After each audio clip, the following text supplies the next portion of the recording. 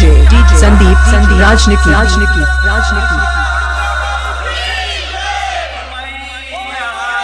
तमकुड़ी राज Kushinagar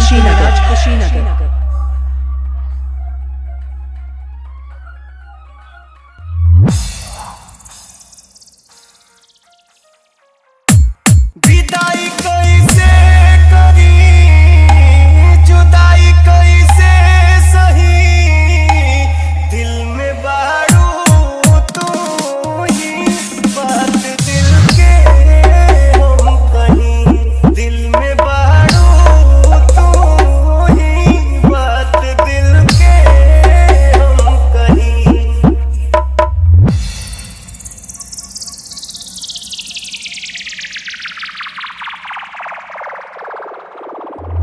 DJ Sandeep राजनिकी तमकुड़ी राज कुशीनगर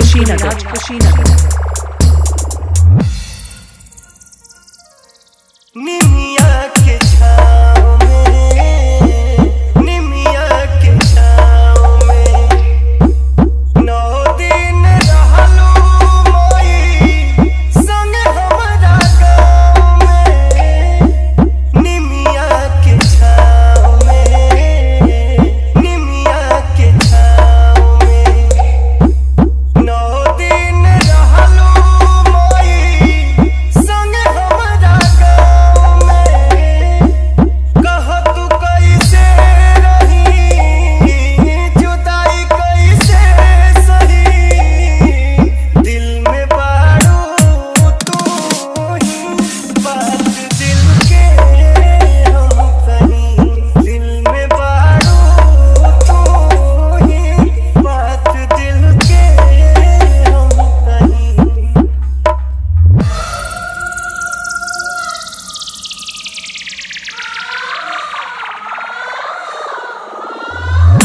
अइबू एक साल में अइबू एक साल में माई हऊ बेटा बाके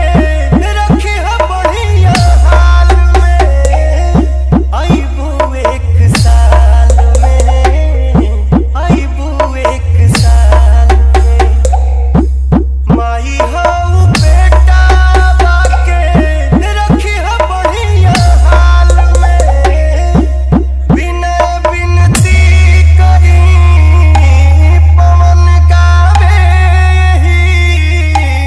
दिल में बारू तू ही बात दिल के हम कहीं